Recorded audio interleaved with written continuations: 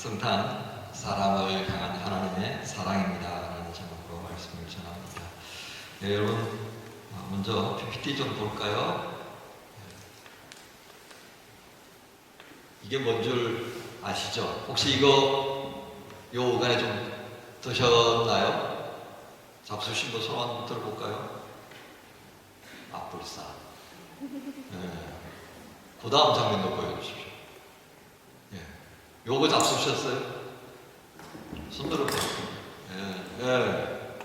정말 가물에 국 나듯이 드셨네. 예.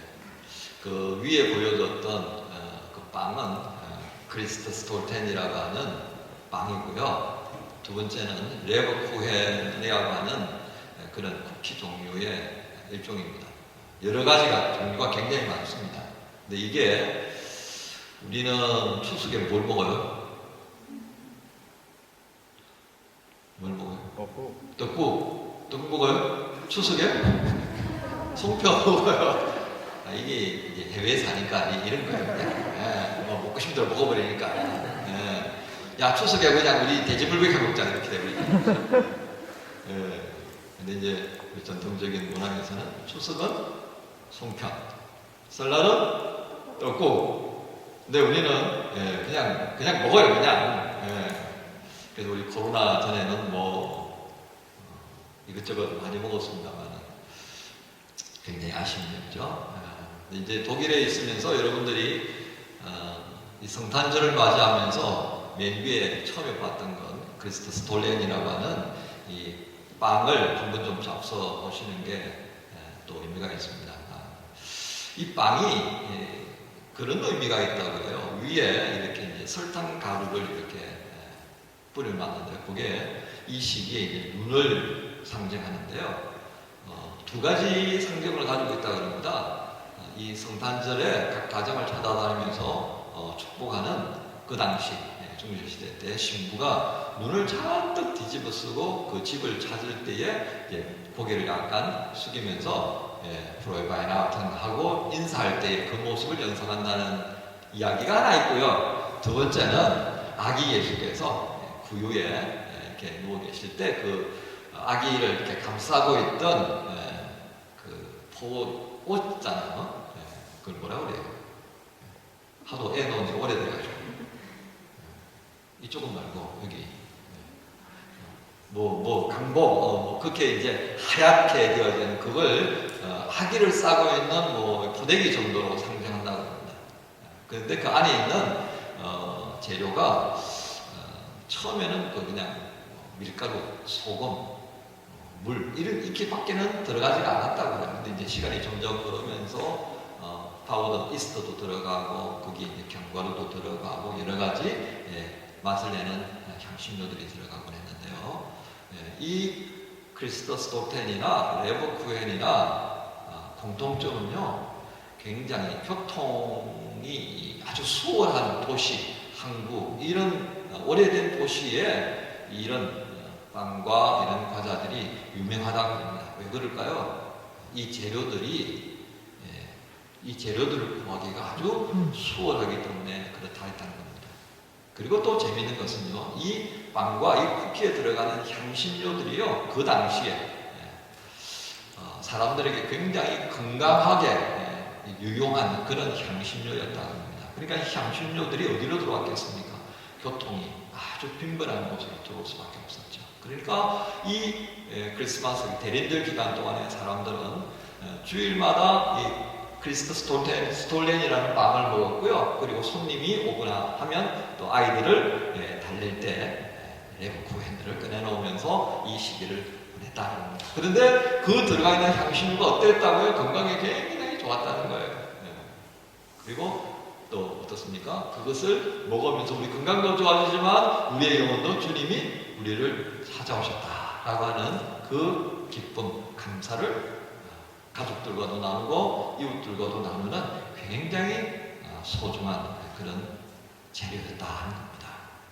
그래서 이제 10월 말만 되어도 이 크리스트 스톨렌이라고 하는 빵은 막 나오기 시작하고 레버쿠헨도 막 쏟아지기 시작합니다. 그래서 그거 보면서 벌써 크리스마스가 다 돼서 이렇게 생각한다는 거죠. 자, 그런데 이 빵과 이 과자와 함께 우리가 성탄을 생각하는데요.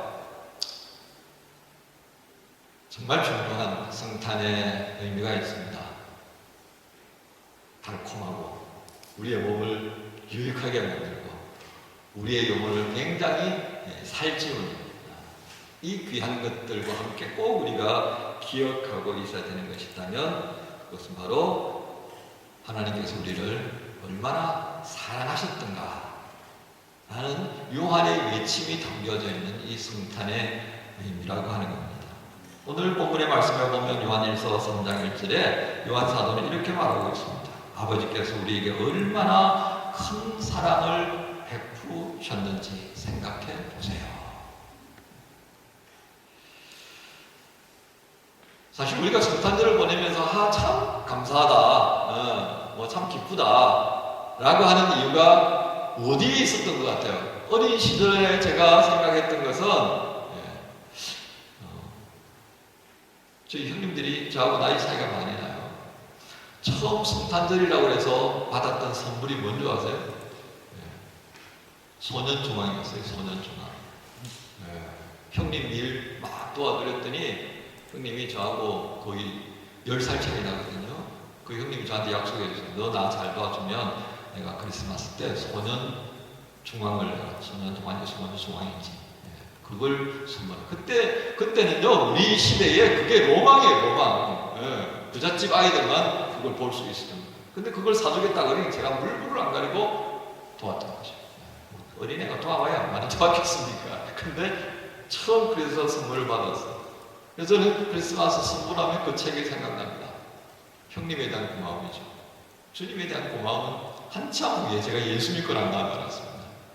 그럼에도 불구하고 성탄의 의미를 그냥 선물 받고 즐겁고 어머니 아버지가 맛있는 음식 해주고 그런 날로 지내왔던 게 사실입니다.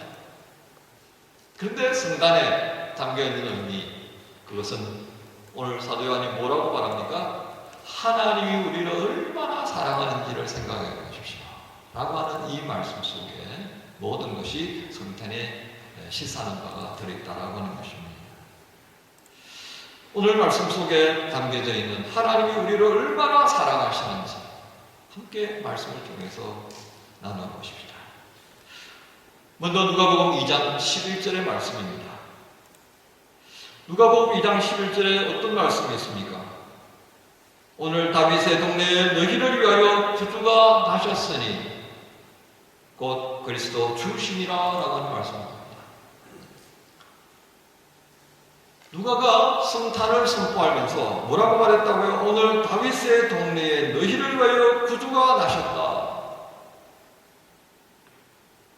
이 누가의 표현을 조금 우리식으로 바꾸면 너희의 구주가 너희를 찾아오셨다 그 말로 바꿀 수가 있겠습니다. 구주, 성경의 구주는 하나님이십니다. 하나님께서 너희 사람을 찾아오셨다는 겁니다. 그러면 하나님께서 사람을 찾아오신 것이 이 복음서에 있는 성탄을 설명하는 이 내용 속에만 있느냐 합니다. 그렇지 않습니다. 성경은 창세기에부터 벌써 하나님께서 사람을 찾아오시고 있는 것을 보여줍니다. 그 창세기에 등장하는 사람은 어떻습니까?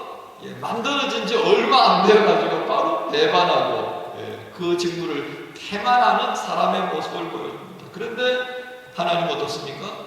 하나님을 배반하고 떠난 사람, 저주를 받아 방황한 인생에게 살 길을 열어주시기 위해서 그 사람을 찾아가시고 있는 것을 우리에게 보여주고 있습니다. 그것도 어떻습니까? 하나님을 배반하고 그것이 두려워서 나무 밑에 숨어있는 아담을 찾으시는 하나님. 그래서 우리가 창세기를 보면 창세기 3장에 아담아 내가 어디 있느냐라는 하나님의 음성을 듣는 장면을 보게 됩니다. 그뿐입니까? 질투심에 가인은 아벨을 죽여버렸습니다. 그런데 그 아이 가인을 하나님 또 찾아가셔요. 그래서 물으시잖아요. 가인아, 내 아우 아벨이 어디 있느냐? 사람을 찾아오신 하나님의 모습을 또 보여주고 있습니다. 그뿐입니까? 도무지 이 사람이 악해서 안 되겠다. 이 악한 사람 때문에 세상이 다 엉망이 되어버렸구나. 내가 사람 만든 거 후회한다. 새롭게 다시 만들어야 되겠구나. 그런데 씨앗은 남겨놔야 되겠다. 그 씨앗을 남기기 위해서 또 하나님이 택한 사람 노아를 찾아갑니다. 그리고 모든 것이 끝났다고 생각했었는데 그 노아를 뛰어넘어서 또 누구를 찾아가요? 아브라함을 찾아가요. 거듭거듭 계속해서 사람을 찾아가시는 하나님에 대한 기록이 뭐예요? 구약 성경입니다. 그 구약 성경이 신약으로 넘어오면서 다시 사람의 몸으로 그 사람을 찾아오신 하나님을 보여준 것이 바로 성탄의 사건인 것입니다.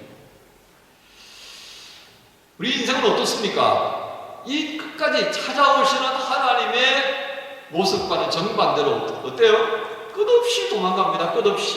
끝없는 도망의 이유가 뭡니까? 우리 각자가 만들어가고 싶은 그 욕망이 근거입니다.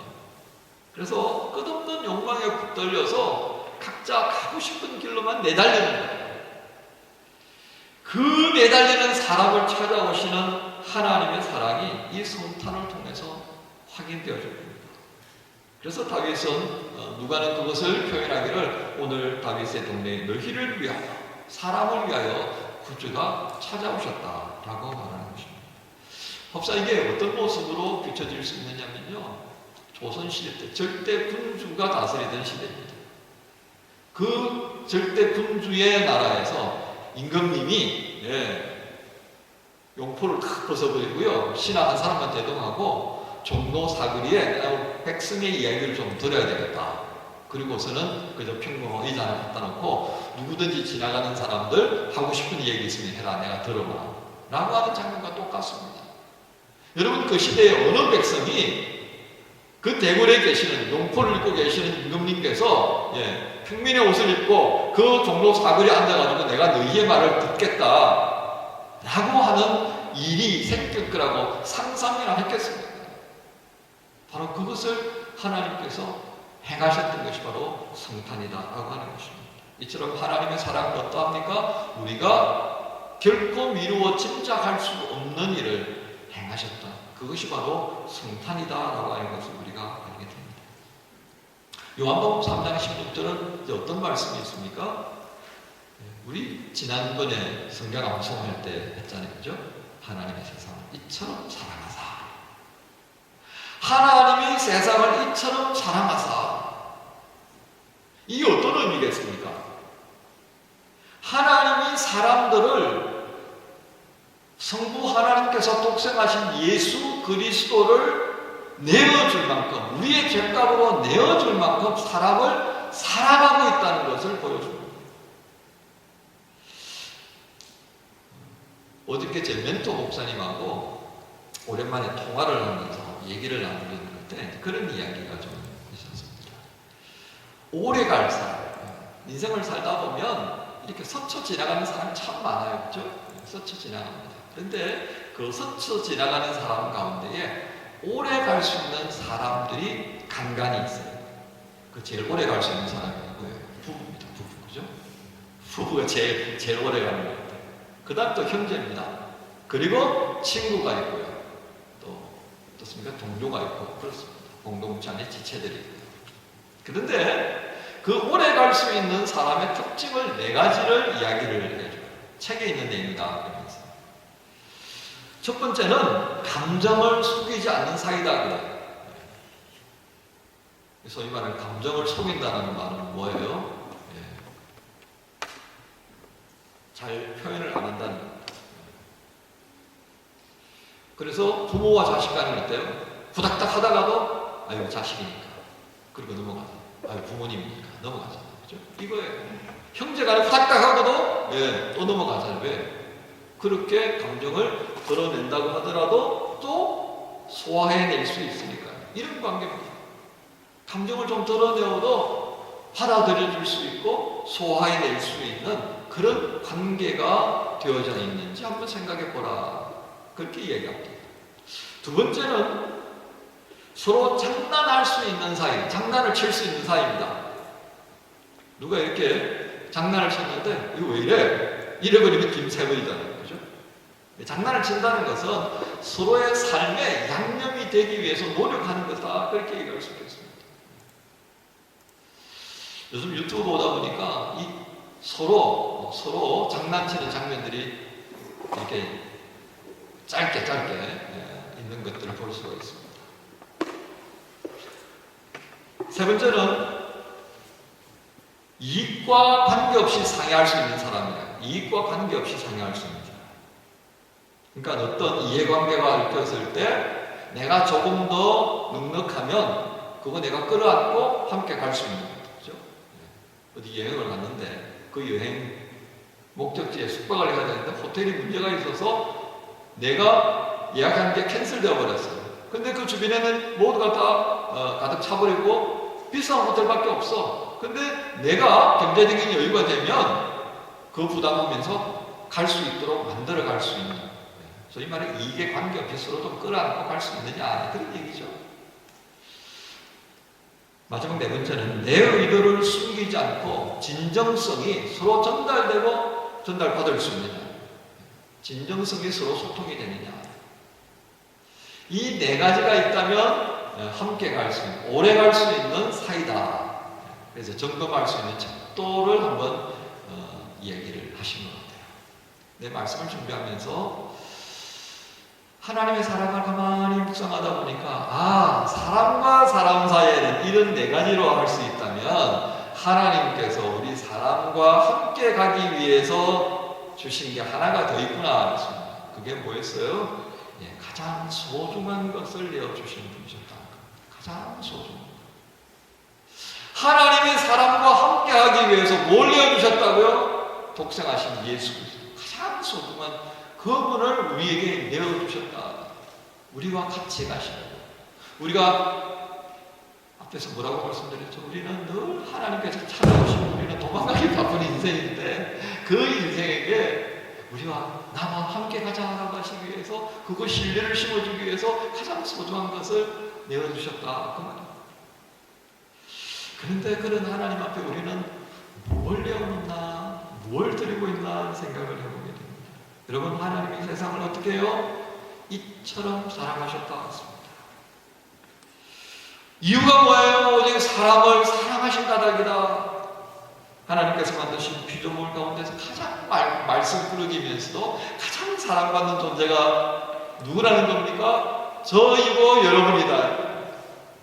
저와 여러분을 위해서 가장 소중한 것을 내어주시는 그분, 그만큼 우리를 사랑하신다는 뜻입니다.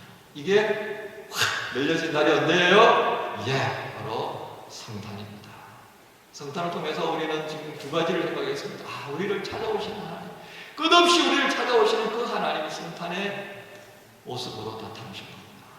우리에게 가장 소중한 것을 주시는 주님께서 또 우리를 찾아오신 것이 바로 성탄입니다. 마지막입니다. 오늘 읽었던 말씀 요한일서 3장 1절부터 3절입니다. 오늘 말씀은 우리에게 어떤 것을 증거합니까? 보라, 하나님께서 어떠한 사랑을 우리에게 베푸시는지, 하나님의 자녀라 일컬음을 받게 하셨는가 했습니다. 하나님 우리를 사랑하시는 것에 마지막 증거는 어떻게 증거할 수 있겠습니까? 정리할 수 있겠습니까? 하나님께서 우리를 사랑하신 까닭에 우리를 하나님의 자녀가 되게 하셨구나. 여러분, 이게 어떤 의미겠습니까? 요즘 대통령 선거가 이제 점점 다가옵니다. 한 2달 남은 것 같죠, 그죠? 근데 요즘 또 이슈가 되어진 게 뭡니까? 학력, 그 다음에 경력 잘못 해가지고 구설수에 오른 이가 있습니다. 그런데 여러분, 비단 이 사람뿐이겠습니까? 우리가 잊을만 하면 거짓 학력, 부풀린 경력, 그것 때문에 정점에 섰다가 떨어지는 사람들 참 많습니다. 왜 그럴까요? 왜 그들은 이런 거짓 학력을 올리고 거짓 경력 부풀려서 쓰는 것을 주저하지 않을까요? 이렇게 비정상적인 방법으로 하지 않으면 그들이 갖고 싶은 기회를 가질 수 없기 때문이 아닐까요? 그렇죠? 남들보다 좀 더 높이 설 수 있는 기회, 남들보다 좀 더 좋은 것을 가질 수 있는 기회, 남들보다 자기 이름을 좀 더 높일 수 있는 기회를 가지려고 하다 보니까 지금 내가 가지고 있는 것은 안 되고 거기다가 뭔가를 덧붙여야 되니까 불법을 사용하고 보통 사람들이 이해할 수 있는 방법을 썼는 것 같습니다. 그렇게 해서 붙던 기회 행복할까요, 여러분? 아마 후회하고 있을 겁니다. 내가 그때 왜 그렇게 했을까? 후회도 어떻게 해요? 때는 늦어집니다. 여러분, 우리 인생이 이런 거예요. 뭔가 수단을 바꾸거나 가리지 않고 그 기회를 잡으면 내 것이 되고 내가 행복해질 거라고 믿었는데 정작 그렇게 해서 잡고 보니까 다 엉망이 되어버렸습니다. 그동안 내가 가졌다고 했던 것까지 다 날려버려야 되는 순간을 우리가 직면합니다. 한 사람의 모습, 그것이 그 사람만의 모습이 아니라 우리의 모습일 수가 있다는 것을 보게 되는 것입니다. 여러분, 참 불행하게 되어버리는 겁니다. 여러분, 이러한 인생 군상들의 모습과 비교되는 것이 바로 하나님께서 여러분과 저를 하나님의 자녀로 삼으셨다 하는 것입니다. 이게 우리의 실제 생활에 어떤 의미로 접근할 수 있겠습니까? 여러분, 드라마에 왕이 된 남자를 혹시 보셨습니까? 영화로도 나왔고요. 그게 또 16부작 드라마로도 만들었는데요. 이 영화와 달리 드라마는 완전히 그냥 소재만 가져왔지 내용의 구성은 다릅니다. 그런데 중요한 것은 왕을 닮은 이 광대가 원치 않는 왕이 되어버렸습니다. 정말 어느 날 갑자기 왕이 되어버린 거예요. 근데 아마도 그 사람이 이 시대에 났다면 아마 매년 나무주연상을 받지 않았을까 싶으네요. 자, 왕의 연기를 너무 잘합니다. 재밌는 거는요, 그러다가 진짜 왕이 되어버렸어요. 진짜 왕이 되어버렸다고요. 그런데 광대에서 왕이 되었는데 그 왕으로서 역할을 감당하기 위해서는 그 바깥 광대놀이 하면서 가졌던 모든 말투, 행동 다 바꿔야 있었습니다. 근데 그걸 잘 해내요. 정말 잘 해내요.